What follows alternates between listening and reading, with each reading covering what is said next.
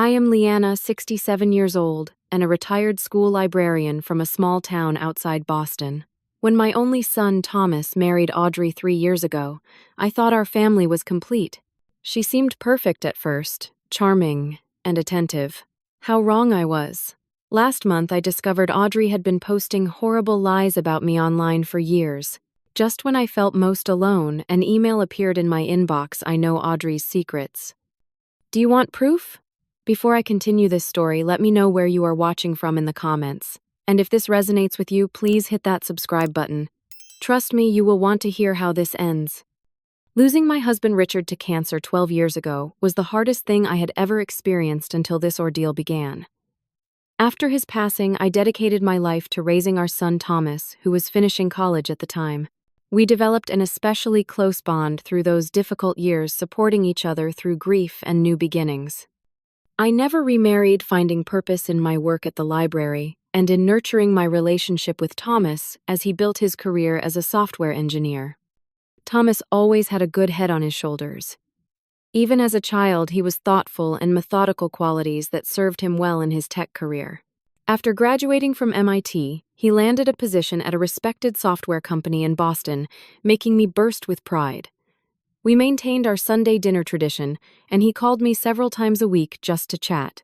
Thomas was not only my son, but my best friend. 3 years ago, Thomas attended a tech conference in San Francisco where he met Audrey. She worked in marketing for a competing company, and according to Thomas, they connected instantly over coffee during a networking session. When he first mentioned her, his voice changed, and I could hear the excitement even through the phone. After dating long distance for 2 months, Audrey decided to transfer to her company's Boston office to be closer to Thomas. The first time I met Audrey, she arrived with a beautiful houseplant and a bottle of my favorite wine, though I had never mentioned my preferences to her. She was stunning with perfectly styled auburn hair, impeccable clothing, and a smile that lit up the room. Her California girl charm was apparent in everything from her subtle tan to her effortless confidence. She seemed genuinely interested in my life, asking questions about my career as a librarian and listening attentively to stories about Thomas as a boy. During those early visits, Audrey would often offer to help in the kitchen or bring dessert she had baked herself. She complimented my home decor and even asked for some of my recipes, claiming her own mother never taught her to cook properly. I was touched by her efforts and thought Thomas had found someone truly special. 6 months into their relationship, Thomas called me on a Tuesday evening, his voice trembling with excitement. He had proposed to Audrey during a weekend trip to Cape Cod, and she had said yes. I was genuinely thrilled for them both and immediately offered to help with wedding preparations in any way I could. Looking back now, there were warning signs even then, but they were so subtle that dismissing them seemed reasonable. Once, while helping me prepare dinner, Audrey rearranged my kitchen drawers without asking, claiming it was more efficient. Another time, she made a comment about how Thomas had finally learned to dress properly since meeting her. These moments were brief and always delivered with a smile, making them easy to brush aside as harmless quirks. Their wedding was a beautiful affair at a historic venue in downtown Boston. Audrey was radiant in her gown, and Thomas looked at her with such love that it brought tears to my eyes. During her vows, Audrey promised to create a loving family with Thomas, making a point to look at me as she mentioned family. I felt included and hopeful about our future together. The first few months after the wedding seemed perfect. Audrey and Thomas purchased a lovely condominium in Cambridge, and I visited them regularly. Audrey decorated their home beautifully, creating a space that was modern yet comfortable. She would invite me for coffee or lunch, and we would talk about books or current events. Sometimes I felt she was performing rather than being authentic, but I told myself I was being overly critical. I tried my best to build a relationship with my new daughter-in-law. I invited them for dinner at least once a week, brought thoughtful gifts when visiting, and made an effort to include Audrey in family traditions. I asked about her parents in California and why they visited so infrequently. Audrey explained they were just not close that way, and I respected her boundaries, never pushing for details about her family dynamics. When Thomas received a promotion 6 months after their wedding, I suggested hosting a small celebration dinner. Audrey quickly took over the planning, turning it into an elaborate party at an expensive restaurant with many of their work colleagues in attendance. I felt somewhat sidelined that evening as Audrey introduced me to their friends as Thomas's mom, without mentioning my name. It seemed like a minor oversight at the time, but it was the beginning of a pattern I would soon recognize. The first major disagreement between Audrey and me occurred during Thanksgiving dinner at my home. Thomas had always loved our family recipes, particularly my cornbread stuffing made from his grandmother's recipe.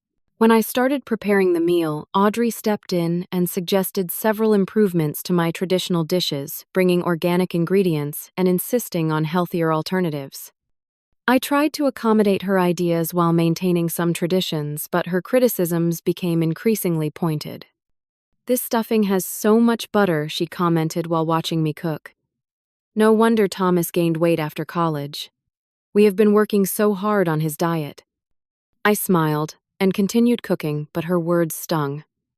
Later, when everyone complimented the meal, Audrey made sure to point out which dishes she had helped upgrade. Thomas seemed caught between appreciation for my efforts and not wanting to disappoint his new wife. He ate smaller portions of my traditional dishes, glancing at Audrey for approval. In the weeks that followed Thanksgiving, I noticed Thomas and Audrey visited less frequently. Our standing Sunday dinners were often canceled last minute, with Thomas texting apologies about work emergencies or Audrey not feeling well. When they did visit, Audrey would subtly check her watch throughout the evening, creating an atmosphere of rushed obligation rather than family togetherness. One evening, I gently mentioned to Audrey that I missed seeing them more often. Her response was dismissive. "You need to understand that Thomas has his own life now. You should think about joining some senior groups to keep busy." I was only 65 at the time, active in my community, and the suggestion felt deliberately belittling. When I tried to address these issues directly with Audrey, explaining that I respected their marriage but hoped to remain close with my son, she dismissed my concerns as overreacting and being too dependent. After that conversation, she became even more distant, often staying in the car when Thomas stopped by briefly to drop something off. Thomas found himself caught in an impossible position trying to please both women in his life. I could see the stress in his eyes when Audrey would text repeatedly during our rare moments together. He would check his phone anxiously, eventually cutting our visits short. "Audrey needs help with something" became his standard explanation. The Christmas incident was particularly painful.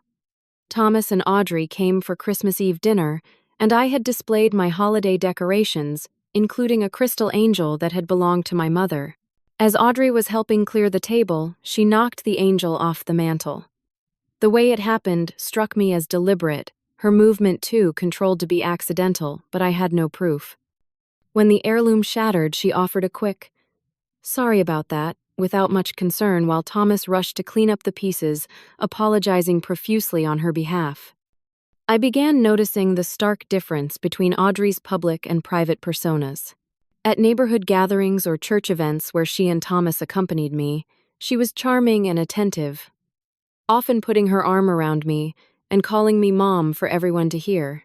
But the moment we were alone, her demeanor would shift completely, becoming cold and distant, often speaking to me only through Thomas. Her manipulation tactics became increasingly apparent. If Thomas suggested visiting me alone, she would suddenly develop a migraine or mention an important work event they needed to attend together.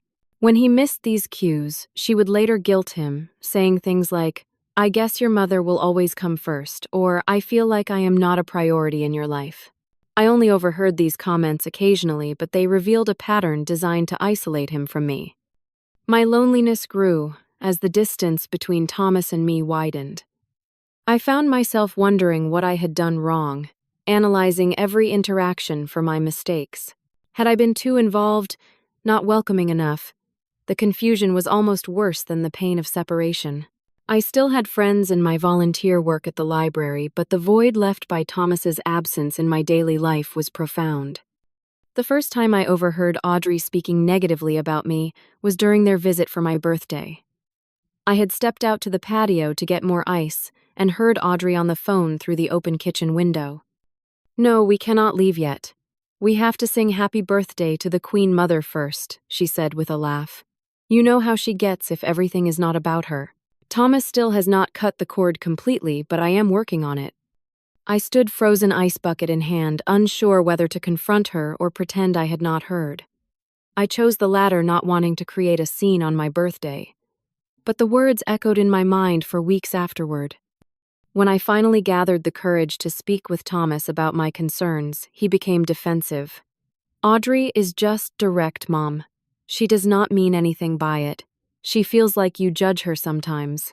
His loyalty to his wife was admirable in principle, but devastating in practice. The son who had always confided in me now viewed me through the lens Audrey had crafted. The wedge between us grew wider with each passing month. Holidays became tense affairs, with Audrey suggesting they split time between me and her friends, since her family was too far away to visit. Increasingly, they chose her friends, leaving me to celebrate alone or with neighbors who kindly included me in their gatherings.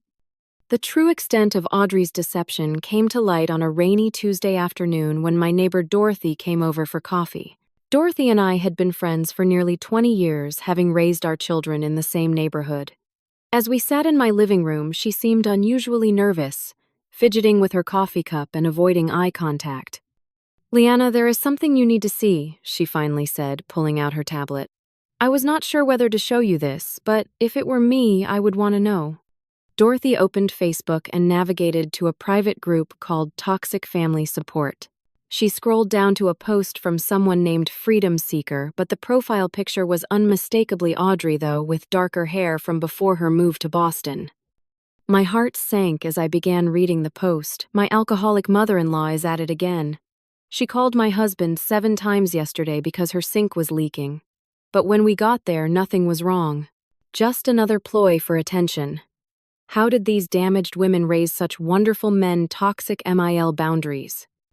The post had dozens of supportive comments, with people sharing their own mother-in-law horror stories and praising Audrey for her patience.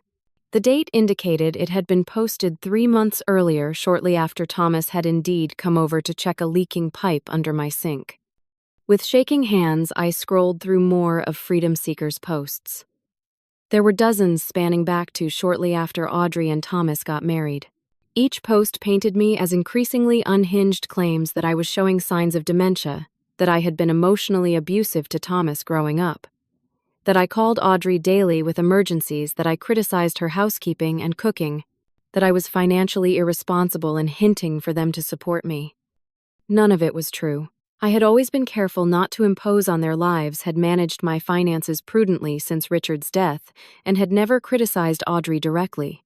The fabricated stories were detailed enough to seem believable, often containing grains of truth twisted into unrecognizable narratives. Most disturbing were the altered photos.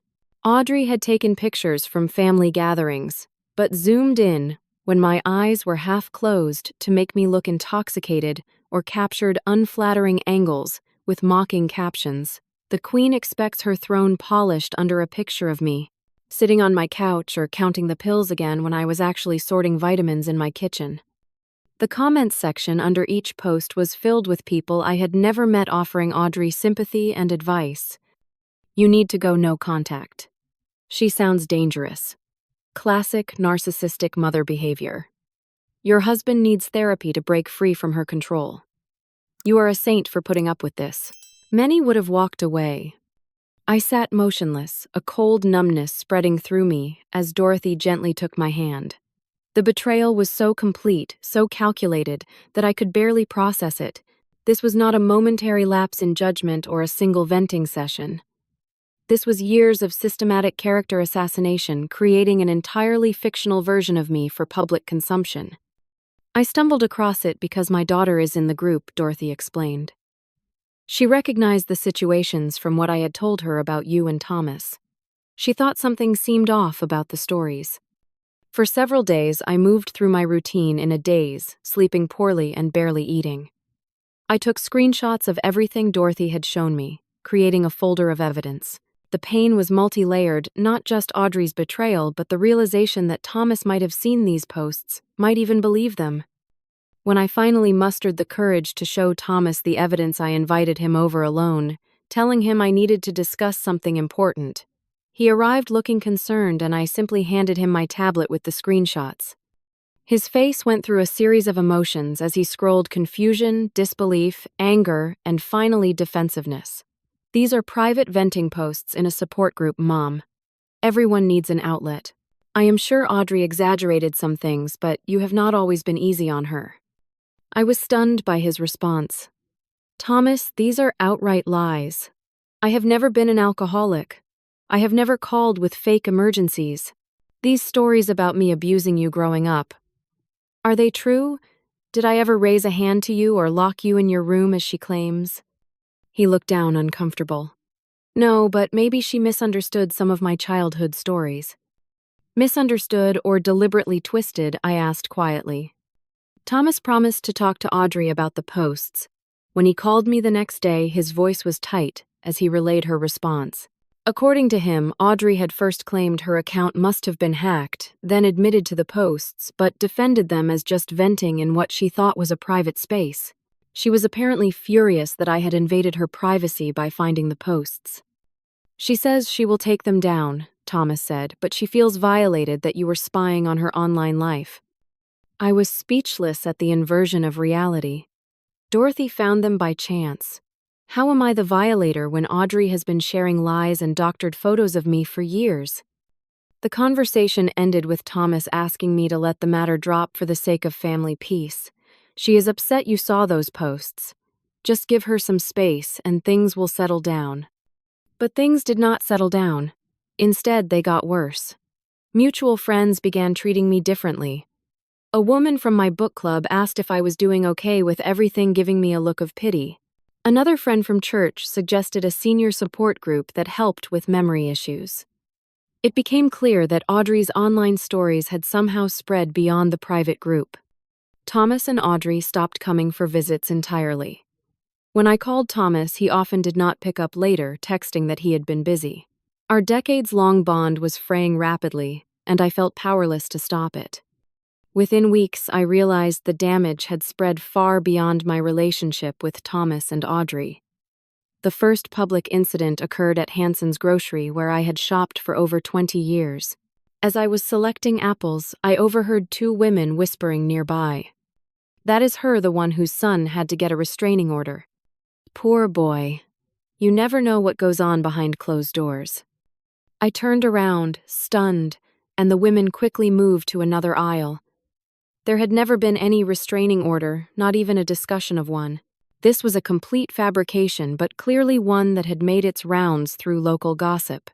My volunteer position at the library, where I had worked for 37 years before retiring and continued to help with Children's Reading Hour, suddenly became complicated. The head librarian, Marion, who had been a colleague for decades, called me into her office one afternoon.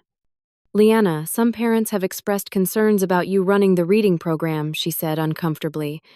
They have heard some troubling things and worry about their children. What things, I asked, though I already suspected the source. Marion looked down at her desk. There are rumors about alcohol issues, emotional instability. One parent mentioned something about a restraining order from your son. Despite my passionate denial and Marion's personal knowledge of my character, she suggested I take a break from the reading program until things blew over. The humiliation was profound, made worse by knowing that these parents had likely never met Audrey, yet believed her stories without question. At church, where I had been a member for over 30 years, the isolation became palpable. People who used to sit beside me now chose other pews. Conversations after the service became briefer with fewer invitations to social gatherings. The church had always been my sanctuary, but now it became another place of judgment and whispers. Depression settled over me like a heavy blanket. I began avoiding public places, ordering groceries for delivery, and declining invitations from the few friends who still reached out. My world shrank to the confines of my home, where at least no one could stare or whisper. Thomas visited alone once during this period, clearly uncomfortable and conflicted. He mentioned that he and Audrey had been talking through issues in couples counseling, but he avoided direct mentions of the online posts or community rumors. When I tried to discuss how isolated I had become, he shifted the conversation, suggesting perhaps I was interpreting things too negatively. The deepest cut came when Thomas called with news that should have been joyous. Audrey was pregnant. I was going to be a grandmother. But my initial excitement quickly faded when Thomas explained the boundaries they had established for my involvement.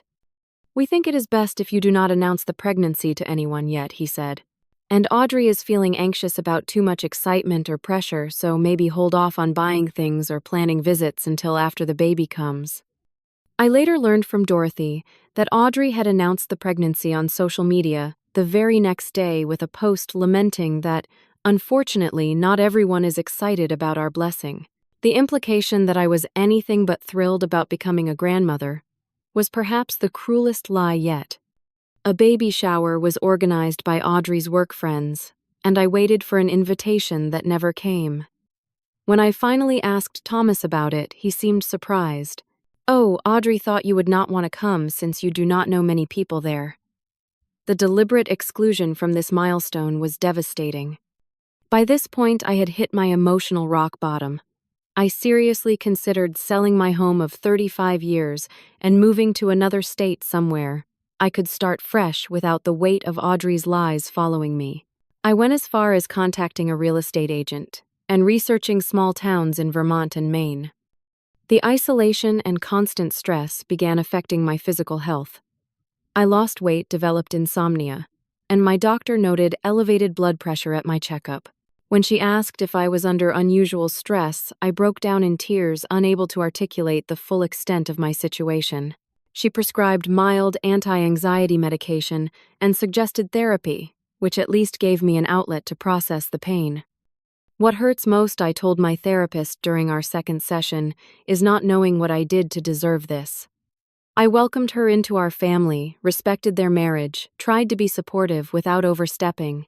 Why would she systematically destroy my reputation and my relationship with my son? My therapist suggested that Audrey's behavior might stem from her own insecurities rather than anything I had done. "Some people need to control narratives," she explained. "Creating a villain gives them a role as the hero of their own story." This perspective helped slightly, but the practical reality of my diminished life remained unchanged. The final blow came when I received a call from my oldest friend Barbara, who lived in Florida. "Leanna, someone sent me screenshots of posts about you," she said worriedly. "They say you have been harassing your son and his wife, that you have drinking problems. I knew it could not be true, but I wanted to check on you." The realization that Audrey's campaign had spread beyond our community to friends in other states left me feeling completely defenseless. The web of lies had grown so extensive that countering it seemed impossible. How do you prove a negative? How do you demonstrate to the world that you are not the person someone else has portrayed you to be? That night, sitting alone in my kitchen, I contemplated what my life had become and what future lay ahead. Would I ever have a relationship with my grandchild? Would my community ever see me as they once had? Would Thomas ever recognize the manipulation that had driven us apart? The questions circled in my mind without answers until an unexpected email notification interrupted my thoughts. The email arrived just after 9 in the evening from an address I did not recognize, ethical.researcher@securemail.com. The subject line read, "Information about Audrey Williams you should know." My first instinct was to delete it as spam, but something made me hesitate. I opened the message. "Mrs. Gardner, you do not know me, but I am familiar with your situation. I am what some people call a white hat hacker, someone who uses technical skills ethically. While investigating another matter entirely, I discovered concerning information about your daughter-in-law, Audrey Williams. What she has done to you follows a pattern she has established with others in her past. I have documented evidence of similar campaigns against previous boyfriends' families and former friends. I understand this message may seem suspicious, and you should be cautious. I am not asking for money or any favor. I simply believe you deserve to know the truth. If you wish to see the evidence I have collected, reply to this email. If not, I respect your decision and will not contact you again. Regards, Alex." I stared at the screen, my heart racing. Could this be legitimate, or was it some kind of scam? Perhaps even Audrey herself testing me. The ethical implications troubled me immediately. Even if this person was genuine, would it be right to accept information obtained through potentially questionable means? I did not respond that night, needing time to think. The next morning, I called my friend Patricia, a retired lawyer, and described the email without mentioning names. It sounds suspicious, she admitted, but not necessarily a typical scam since they are not asking for money or personal information. If you do respond, do not share any private details, and certainly do not click on any attachments without proper security precautions. After careful consideration, I composed a cautious reply. I am interested in learning more about what you have discovered. However, I need to understand how this information was obtained and whether accessing it would involve anything illegal on my part. The response came within an hour. Mrs. Gardner, your caution is appropriate. Let me clarify a few things. 1. I discovered Audrey's activities while investigating a cyberbullying case involving another victim. Her patterns appeared in my research because she uses similar usernames across platforms. 2. The information I have is from publicly available sources, though some required technical expertise to connect to specific individuals. Nothing was obtained by hacking private accounts or breaking encryption. 3. Viewing this information is not illegal. These are screenshots of public posts, archived content, and information Audrey herself shared on various platforms, simply connected in ways that reveal the full picture. To help you verify my legitimacy, your address is 47 Maple Street. You drive a blue Honda Civic. You volunteered at Lincoln Public Library for their reading program until recently. All information available through public records or social media which demonstrates my point about digital footprints but is not obtained through illegal means. I have attached one sample screenshot that shows Audrey using the same freedom seeker persona in 2020 to describe her then-boyfriend's mother in nearly identical terms to how she now describes you. No action required on your part to view my credibility. Alex.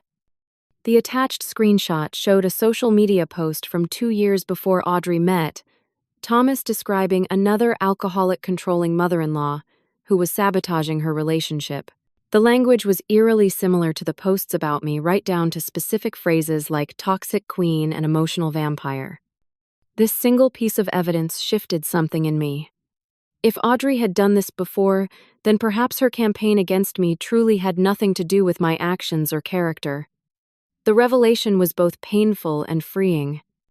After another consultation with Patricia, who reviewed the email exchange, I decided to see the full evidence Alex had collected. Just be certain you do not participate in anything illegal, she cautioned. Receiving information is one thing. Acting illegally with it would be another. When I agreed to see more, Alex sent a password-protected document with dozens of screenshots organized chronologically. First, evidence of Audrey's pattern with 2 previous serious boyfriends' families where she had created nearly identical narratives about controlling alcoholic mothers trying to sabotage her relationships.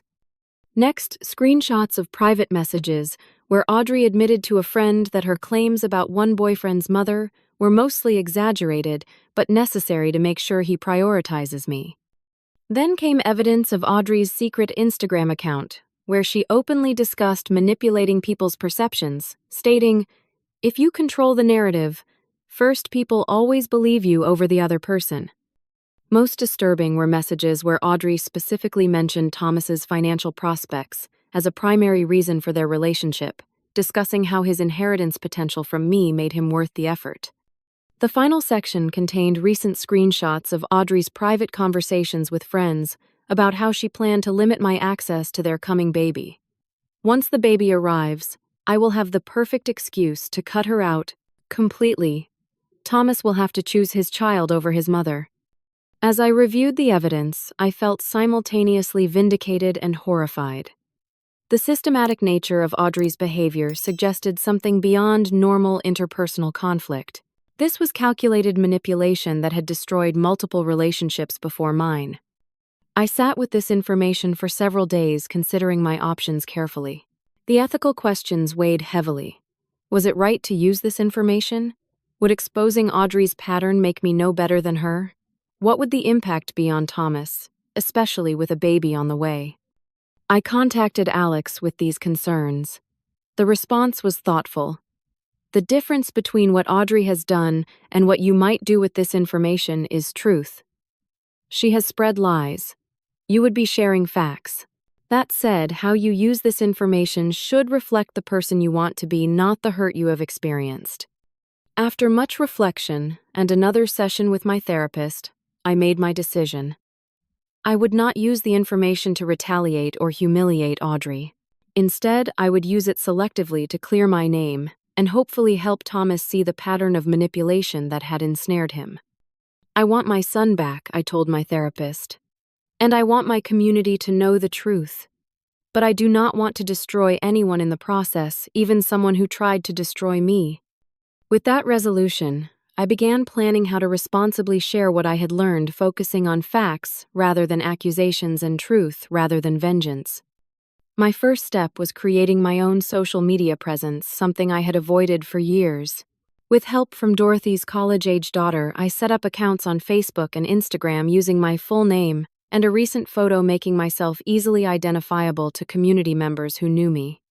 Rather than attacking Audrey directly, I began by sharing positive stories about my life, my relationship with Thomas growing up, and my community involvement over the decades. I posted old photos of Thomas and me, our family traditions, and reflections on my career at the library. The goal was to establish my authentic voice before addressing the rumors.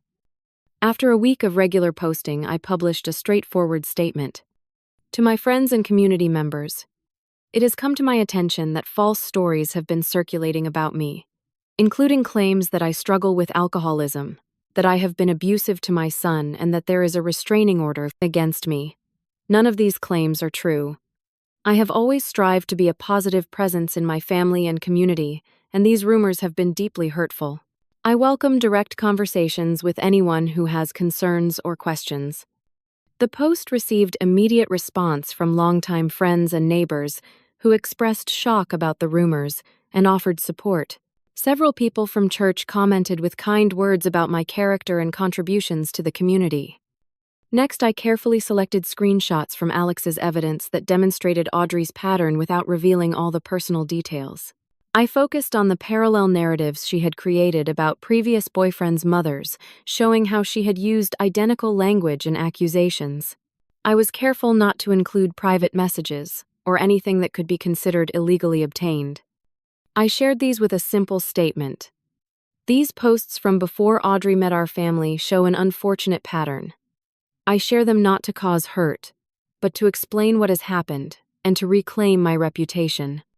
The community response was swift. People who had distanced themselves reached out with apologies and support. Marian from the library called to invite me back to the reading program.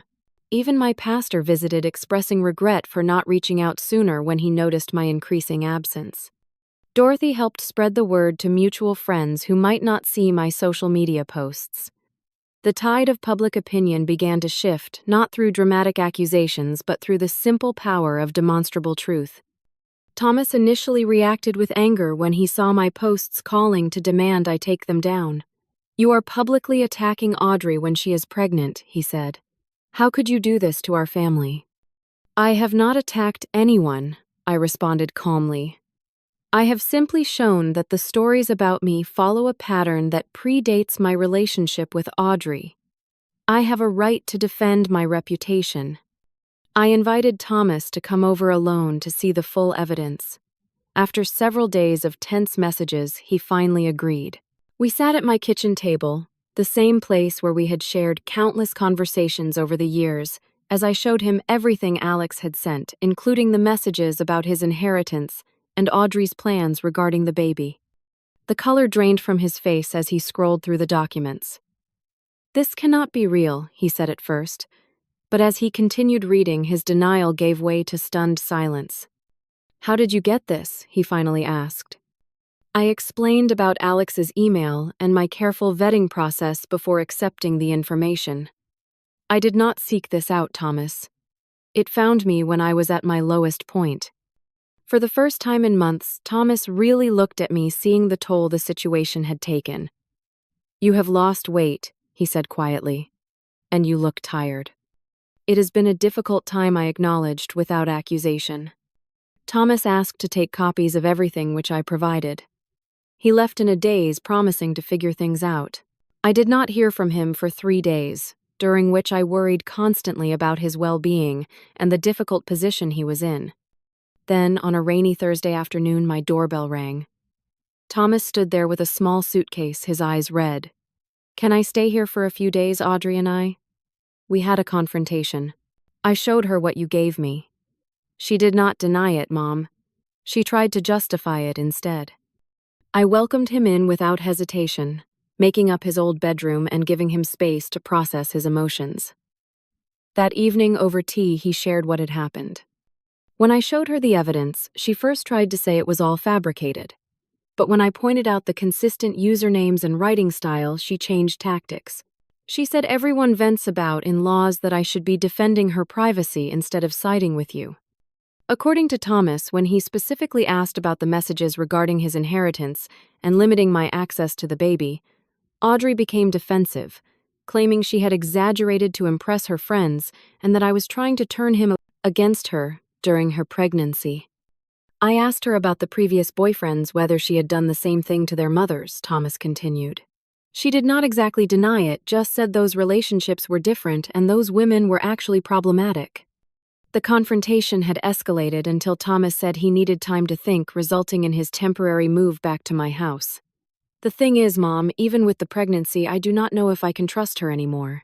If she could systematically lie about you, what else has she lied about? Meanwhile, Audrey had launched into damage control mode. Within hours of Thomas leaving, she had deleted her Freedom Seeker account and several other online profiles. She posted a brief statement on her main social media, claiming she was being harassed by in-laws and needed privacy during her pregnancy. Several of her supporters immediately rallied around her, but others who had seen my evidence posts began questioning her version of events. A few people even came forward sharing their own experiences with Audrey's manipulation tactics from years before. Most surprisingly, a woman named Jillian contacted me directly, identifying herself as the mother of one of Audrey's ex-boyfriends. "When I saw your posts, I almost collapsed," she wrote. "It was like reading about my own experience from 3 years ago." She isolated my son from our entire family, using the exact same tactics. Audrey's carefully constructed narrative was unraveling publicly. Her attempt to regain control by deleting evidence only made her appear more guilty to those following the situation. By the following day, she had deleted all her social media accounts completely. Thomas received multiple messages from mutual friends, expressing concern and sharing their own doubts about Audrey's behavior they had previously dismissed. One colleague admitted Audrey had told people at their company that Thomas supported her financially because I had gambling problems that had depleted my savings, another complete fabrication. The most revealing information came from one of Audrey's former roommates, who reached out to Thomas after seeing the social media discussions.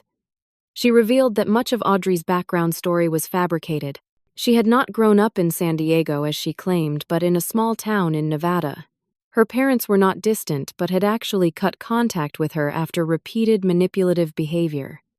Even her marketing career was exaggerated, as she had been in entry-level positions rather than the executive roles she had described to Thomas. As these revelations piled up, Thomas struggled with profound disillusionment. "I do not even know who I married," he confessed one evening. "And there is a baby coming in 4 months. How do I reconcile all this?" I tried my best to listen without directing him to support, without pushing an agenda. This was his journey to navigate his decisions to make. Despite everything Audrey had done to me, I knew that simplistic advice, like "just leave her," would not serve Thomas or the coming child. After a week at my house, Thomas moved into a temporary apartment, needing space from both Audrey and me to clear his head. He told me he had suggested counseling to Audrey, both couples and individual therapy, as a condition for considering reconciliation. "I cannot just walk away with a baby involved," he explained. "But I cannot go back to how things were either." The situation remained tense and uncertain. But for the first time in years, Thomas and I were communicating honestly again. The wall Audrey had built between us had cracked, allowing genuine connection to filter through once more. The weeks that followed were a time of gradual healing and cautious rebuilding. Thomas remained in his apartment, attending therapy twice weekly and meeting with Audrey only in their counselor's office. He visited me regularly for dinner, our Sunday tradition tentatively restored. During one of these dinners, Thomas apologized properly for the first time. "I should have trusted you, Mom. I should have questioned things more when they did not make sense. I am so sorry for what you went through alone." "You were manipulated by someone skilled at manipulation," I told him. "I do not blame you, Thomas." And I meant it. The anger I had felt toward him for believing Audrey over me had dissolved as I watched him struggle with the painful truth and take responsibility for his part in it. Holding on to resentment would only prevent the healing we both needed. My standing in the community largely recovered as the truth spread. Marion not only welcomed me back to the library reading program, but asked me to help develop a new digital literacy workshop for seniors, ironically focusing on social media safety and online misinformation. Church members who had avoided me now went out of their way to include me in activities. Some apologized directly for believing rumors, while others simply resumed our relationships without addressing the awkward gap. I accepted both approaches with grace, understanding that acknowledging one's role in spreading gossip takes courage not everyone possesses. Thomas and Audrey's situation remained complicated. After 2 months of intensive counseling, they agreed to a trial reconciliation with strict boundaries. Audrey had begun individual therapy, and according to Thomas was starting to acknowledge her pattern of behavior, though true change would require long-term commitment. "The therapist thinks there may be underlying personality issues," Thomas explained carefully. "Things that developed from her own difficult childhood. It helps me understand her actions even if it does not excuse them." I appreciated his measured perspective, neither demonizing Audrey nor dismissing the harm she had caused. The maturity he showed in navigating this crisis made me deeply proud, despite the circumstances that revealed it. As Audrey's due date approached, questions arose about my role as a grandmother. During a carefully arranged meeting at a neutral coffee shop, Audrey and I had our first direct conversation about the future.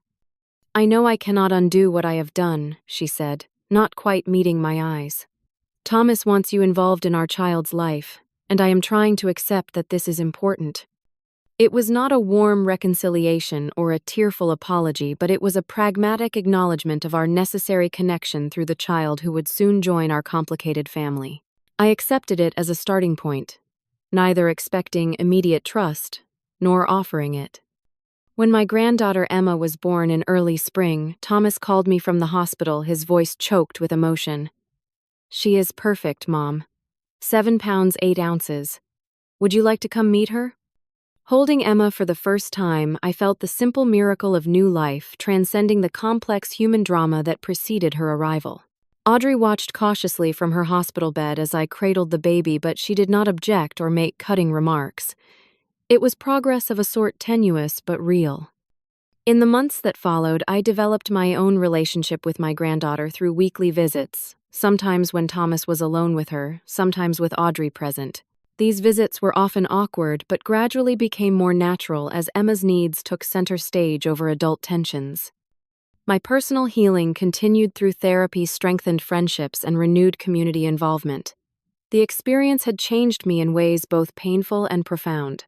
I became more cautious with new acquaintances, but also more appreciative of genuine relationships. I developed stronger boundaries while remaining open to connection. The most valuable lesson came from recognizing that even in our digital age, truth has a resilience that falsehood lacks. Audrey's fabrications, though temporarily devastating, ultimately collapsed under their own weight, because they lacked the consistent foundation that only truth provides. I also learned the power of responding to cruelty with dignity. By focusing on clearing my name rather than retaliating against Audrey, I preserved my own integrity and actually strengthened my standing in the community.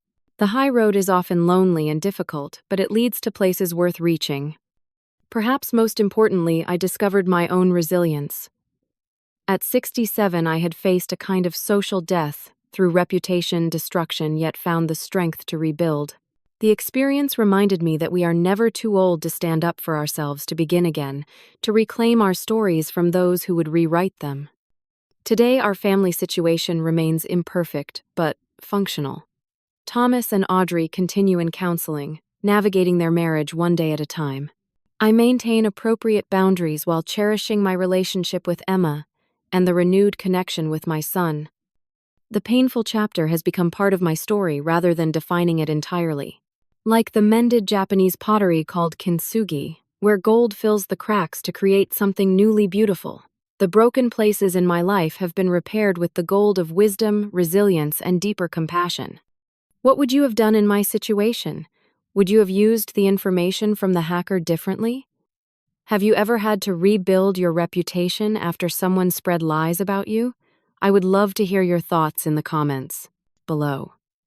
If this story resonated with you, please like and subscribe to hear more real-life experiences. And if you know someone dealing with family manipulation or online deception, consider sharing this story with them.